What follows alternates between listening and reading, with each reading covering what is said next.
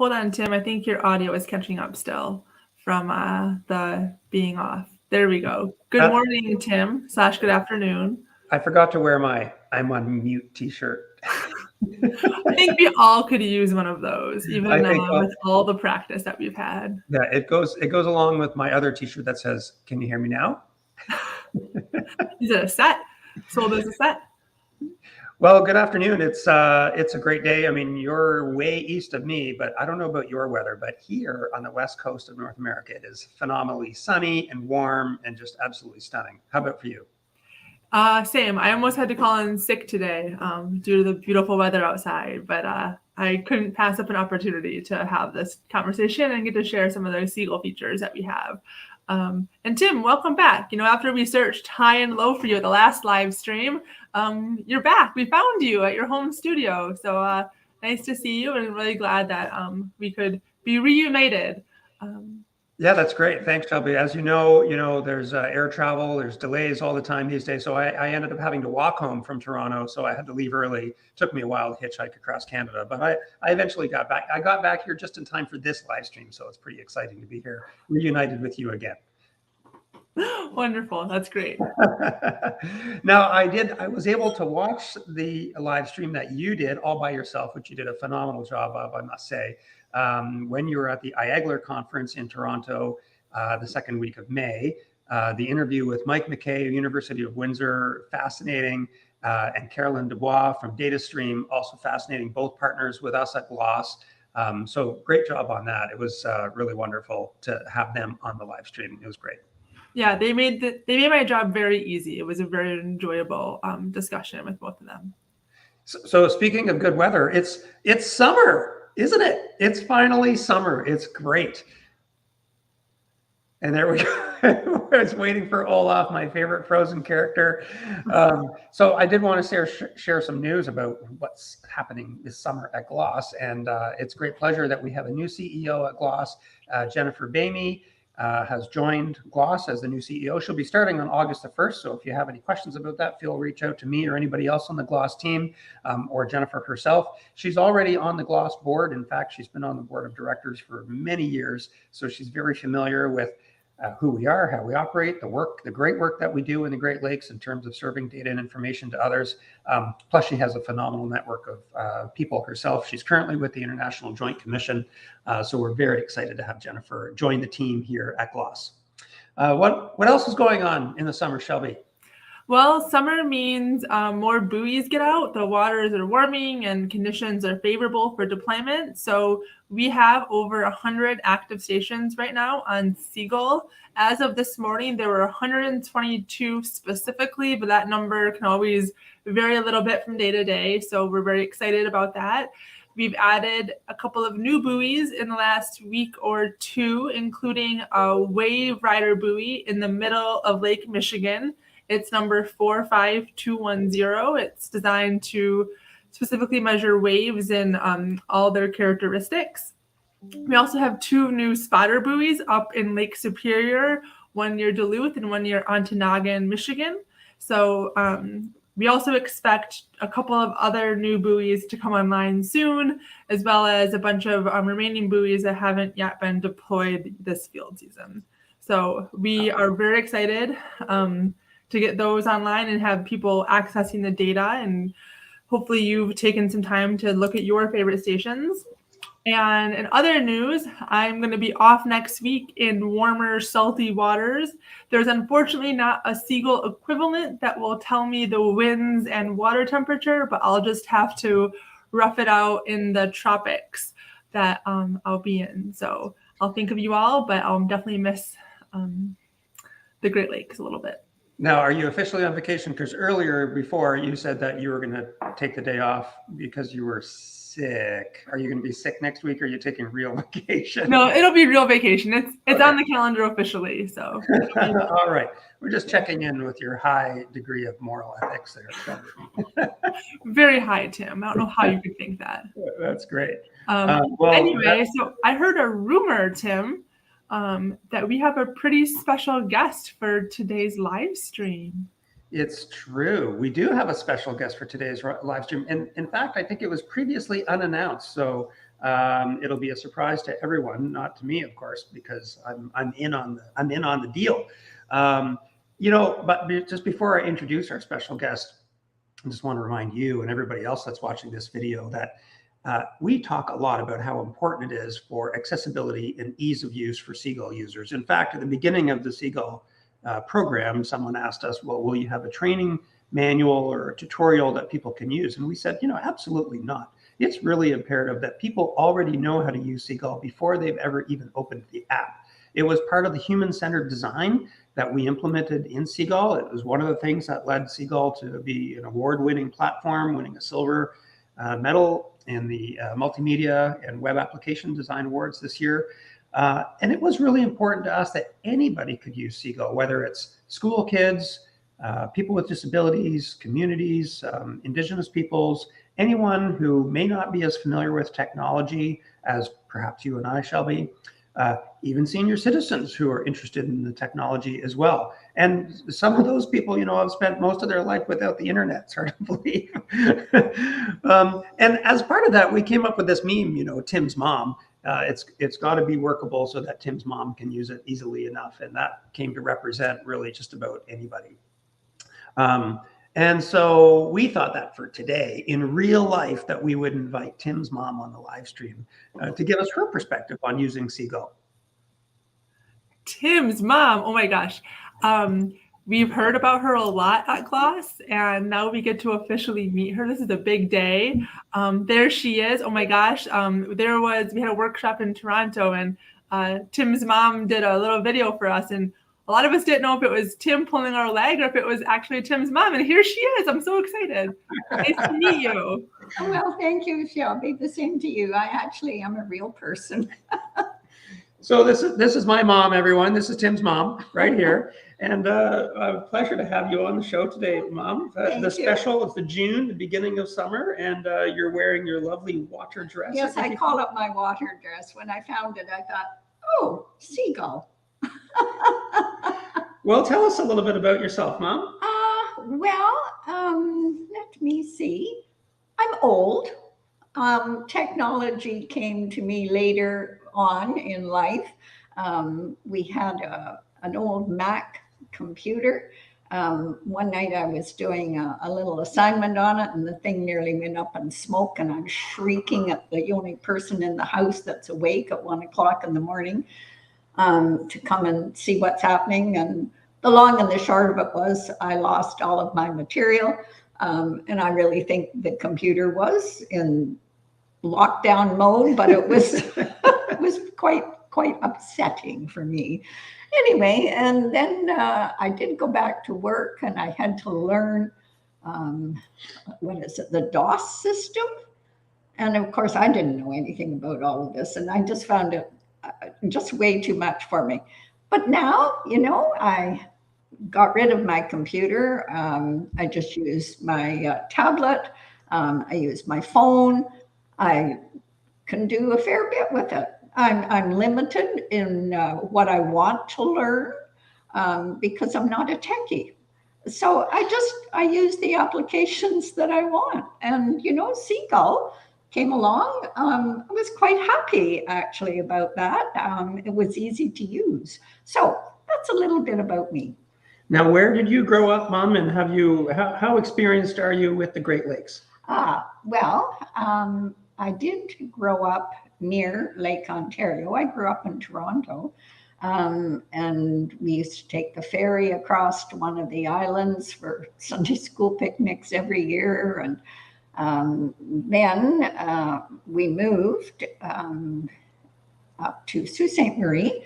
My first experience at actually seeing Lake Superior, huge, of course, body of water, was a very stormy evening. We were at a friend's cottage, and it was November, and the wind was just pelting across that lake with sheets of water on the window. I mean, I found it all rather alarming. And sadly, 2 weeks after that event, that was when the Edmund Fitzgerald went down. So my first experience with Lake Superior was of a very great lake. Memorable for sure. One, yes, very Main memorable, impression. and one to be respected. Yes. And we have many happy memories as a family on Lake Superior. We did a lot of camping, just had a lot of fun, generally hiking along the trails up on the coastline, just wonderful. And then a few years later, I found myself living very close to Lake Erie, a shallow lake, as you all know. And we would go down for sunset or for fish and chips or a little stroll along the beach because it was in very close proximity to where I lived. Lake Huron, a lot of pleasurable moments on Lake Huron. It's great for camping, some beautiful beaches. I remember camping on Lake Huron along the shoreline of Lake Huron before I was married with a tent, and you know, it was with others, of course. I wasn't alone. And then my parents ended up moving up that way, and so I'm very familiar with that part of the country as well. And lots of great memories. Lots of great memories. The only lake I would say that I don't have any experience with in terms of holidays or growing up or being close to was Lake Michigan. Oh, Mom, on the contrary. But we went camping twice a year. We did. And on one, that's true, and one very memorable trip. Oh dear, we were towing a trailer with bicycles behind, and anyway, my bike fell off, unbeknownst to me, and we were in a construction zone for 10 miles, so nobody could pass us to tell us that we were dragging my bicycle behind the trailer. Anyway, minus a pedal, minus a handlebar, but we did, and that was on the thumb, what they call the thumb part of Lake Michigan, where we were camping. I'd forgotten about that. So yes, there you go. I've been all 5 lakes. I've had experience with all 5 lakes. And it also sounds like you've had, swimming, camping, boating, canoeing, beach going. You really sound like the perfect type of person at any stage of your life who would be interested or find something like Seagull valuable. Yes, that's very true, because we did have a motorboat, we had a sailboat, we had kayaks, we had canoes. But I do have to tell you, my preference is to keep my feet on dry land. But anyway, so that kind of an application, had we had that many years ago, gosh, that would have been fantastic. But of course, we didn't have anything so sophisticated at that point in time. So. Now, a few weeks ago, when you recorded that video, you were using Seagull for the first time. Yes, I was. And how I had told you about it, and you were planning on going up with Margaret to Kearns. So how was your experience with Seagull that first time, just using it and experimenting with the application and trying to figure out how to plan your trip? Well, it was actually very, very simple. As I said, I'm not a techie. I'm not interested. So when Tim, first of all, the name, I thought was just great. You can remember the name to look up the app, and it's very catchy. It's very applicable. And so let's just start with the name. I think it's absolutely great. So from there, it was just a matter of simply clicking on a few buttons. It was really very simple. It was very straightforward. I love the fact that the map was interactive. It just made it so easy to use. And the information, I was interested, of course, in the air temperature. I wanted to know about wind. What else did I want to know? There was something else. Wave height, direction. Wave direction. And so all of that, was just right there at the click of my fingers, and the information was there. What I really liked was the interactive map. Great. I thought that was great. Oh, perfect. And I think Shelby's going to show us later in this video some new features that are coming that'll make it even easier to use for the next time. Yes, there was one little, I had a little glitch, I think, when I was trying to do the wind speed. I'm not sure what I did wrong. I probably hit a button wrong, but anyway, I did get back to where I needed to be, and that was fine. So, Well, that's great. And now, Mom, you're a YouTube sensation, not once, but twice now, because your video that you recorded is on YouTube, and David's going to put the link up, I think. This video as well will be on YouTube. It's at youtube.com/@realgloss. If you're interested in seeing this live stream, my mom's video, or all of the other great videos that we have for you to watch. So thanks for coming on the show today, Mom. We really appreciated you being here. Well, you're most welcome. You know, I think I don't do too badly for my age. I just had a birthday. I'm proud of my age now. I'm 83. Take care. Bye-bye. All right. Well, Shelby, tell us about the new features that are coming in Seagull, or maybe that have already come. I'm not sure. Have they dropped already? Yeah, we have some new features, but first let me say she was lovely. It was great to hear some stories from, from your childhood, and kudos to her for, learning the new technology. I know it's uncomfortable for a lot of people, but Seagull really is meant to be that intuitive platform.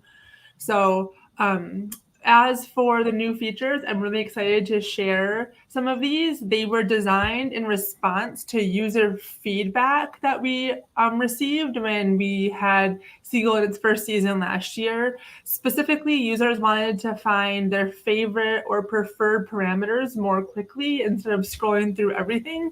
So I'm going to go ahead and pull up my screen. I should have done when I was talking, but can't win them all.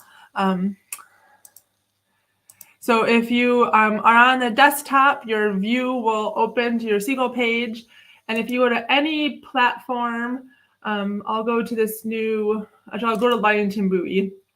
And if you only care about wind speed, such as Tim's mom, I wanted to care about winds, you can click on it. So the top bar has, as you can't see my hands, but the top bar has all the new categories of parameters that are available. And if a platform has a parameter in that category, that will be available to click. So not all of them have everything, but if it's available, it will light up and you can easily click it. So winds are available easily, and wind and waves. So if you really care about significant wave height, that's an important piece to you. Another feature we have built in is that you can pin it and it will always show up at the top of a parameters. So this is where a free account on Seagull comes in really handy. On top of setting your favorite units, you can also set your favorite parameters. So I'm going to start with significant wave height, and you pin it. And then when you go back to the map and you go, no, that's wrong. Sorry, 1 second. If you go to any platform that has that parameter available, it will show up for you. So I pinned significant wave height because I really am interested in knowing what that top third of the waves are. And you can see here on this new Wave Rider buoy that it shows up as the very first one. So we were really happy to launch this, and you can pin a number of your favorite parameters if you wish. And as long as you have that account, it saves and will continue to show up for you whenever you view a station. Now, Shelby, if you don't mind, if I just insert myself here. Please. In case people are wondering, well, gosh, why do I need to have a Seagull account? Well, the first thing that you need to know is that we really don't collect and store any personal information about you. And it's all stated in our privacy policy that's online. It's another thing to know is that the Seagull account is free. And the third thing to know is it's really just about to configure your own experience when you're interacting with Seagull. It allows you to set things like parameters, add your favorites, and in the future, we're adding new features. For instance, like your map extent will be remembered, other layers that you might want to have persist, search queries. And as we start to engage and build a community around Seagull, then like your username and being able to comment on platforms and share that information with others will be even easier. So there's lots of great reasons to have a Seagull account. And we invite you to create one today if you don't already have one. Yes. Yeah, I think this was a feature that definitely stood out to me as being really valuable to have. Also because you can see if that parameter is available as soon as you get onto a platform if you really just care about oxygen. And oxygen doesn't show up, you can see it. So I think it's a great feature and good reminders from Tim. Thank you so much. And then if you're viewing Seagull from a web platform, you will see this, and you'll notice there's a slight change to what you used to see. Is there's now a big bar at the bottom that says View Platform List. So we heard from users that they really wanted to be able to just see a list view quickly of the certain parameters. So this now shows you the platform ID, when it was last updated, and then water, temperature, wind speed, air temperature, and wave height information. And then if you have a favorite lake that you care about, which most of us do, let's be honest, you can just search platforms by those. So I'll give Lake Huron some love, and it automatically searches to only activated stations. And then I can search from the most recently updated platforms in the Lake Huron-ish area. We include some stations that aren't in that lake proper, but you get the idea. Anyway, so this is a great new feature for the mobile view. So it hopefully speed your process of understanding the conditions out on the lake. Thanks, Shelby. And one of the things that we do get asked a lot is, do we have a mobile app for Seagull? And the answer is not yet. It is on our roadmap to make a mobile app, but in the meantime, we did design, and as you just showed, release Seagull to be fully functional on a mobile platform. We've got tips, I think it's on our website, of how to pin it to your home screen so you can easily access Seagull as though it's an app on your smartphone. On any Android or iPhone or other mobile devices. I didn't know that. Yes, you can. And if it's not on our website, I thought it was, but we'll double check and we'll post a little tip somewhere on the website to make it easier to learn how to pin Seagull to your mobile app. So it behaves just like a regular app. The icon shows up and everything. Thanks, Tim. I also wanted to just quickly note that I went through those features pretty quickly. So if you have questions and you're watching us live and you want to enter them in to whatever comment section you're watching from, we will respond to those as we receive them on air if we can. So just a little plug for that. And the comments in the YouTube channel are also open for commenting, so you can post your questions there. Or as always, you can email us at support@gloss.com, or pardon me, support@gloss.org. But the best way to get in touch with us, honestly, is through the orange feedback bar right in Seagull itself. Just tap on that and you can send us a message directly from what you're doing in Seagull. If you've got a question, you can take a screenshot, a video, you can even annotate the screen that you're working on before you send it to us so we know exactly what you're talking about. And that was a screen that I got hung up on there for a second, was the feedback button. So in case you saw that happen, that's where you go. So unintentional, but definitely useful tip from Tim. Thank you. So Tim, with all these great releases that we've just had, what could possibly be coming next? Well, it's going to be an exciting year. We have had well over 100,000 visitors to Seagull over the course of the last year. And as you know, the winter period is a bit quiet. Now we've got, a lot of platforms out on the water that are live again. So we're really looking forward to, and we're really pushing for a new growth phase of Seagull. And it's growth not necessarily in features, but it's growth in terms of users and visitors to Seagull. We're targeting 1 million users this summer. And so if you're watching this video and you're not familiar with Seagull, or you are familiar with Seagull, by all means, use it, try it, tell your friends, tell your colleagues, engage in the community. We're really looking to really broaden the number of users that are accessing Seagull. Interestingly enough, it's a relatively small percentage of people from Canada who are using Seagull. So we need to get the word out north of the border, in addition to among the boating communities, recreation communities, and really all the observing communities, whether that's researchers, academics, school kids, anyone who's interested, people like Tim's mom who are interested in learning about data and information in the Great Lakes. Tim, We do. Oh, go ahead. Well, I was just going to say we've just announced a bit of a program. It's not official or anything, where we're trying to solicit information and feedback and help from people like you to help us get there. We had some breakout sessions at our workshop in Toronto. Thank you for those of you who attended. If you weren't able to attend, no problem. We'll probably do another one next year in addition to these live streams. But we asked in those breakout sessions, how could we better reach 1 million users of Seagull this field season or this season alone?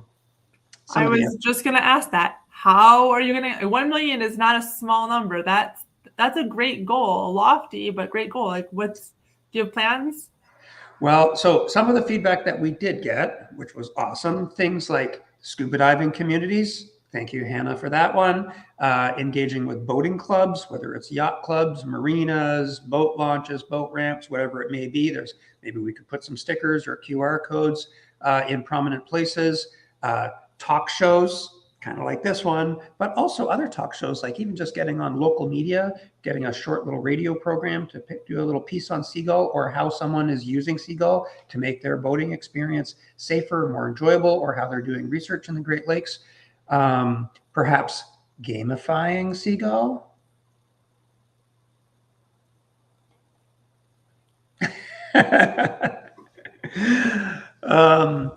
But I think the biggest thing that we can do is organic growth through community engagement. So we have just released in the newsletter the other day, a form where you can sign up and you can tell us your own ideas and we can engage with you. For instance, we could have people that want to put up some signs or brochures at their local yacht club or boat club or marina, or maybe you are involved with a scuba diving meetup or a scuba diving group or a recreational community, or you're part of a research group doing some phenomenal science in the Great Lakes and you hadn't heard of Seagull before. So we really need community engagement to help us spread the news. So what kind of things do you think would work when it comes to that? Like, do you want to hear from anyone about any idea, or are you hoping for? Yeah, I think crazy ideas like even putting a wrap on your car is certainly one way to get the word out about Seagull. I'm not sure if we would pay for that, but there is incentive if you do want to get involved and help us spread the word. David's always got some great swag up his sleeve. Could be a Snuggie, could be a pen, a ball hat, stickers, who knows? We've got lots of great stuff in store. But I think really just helping us get the word out would be great.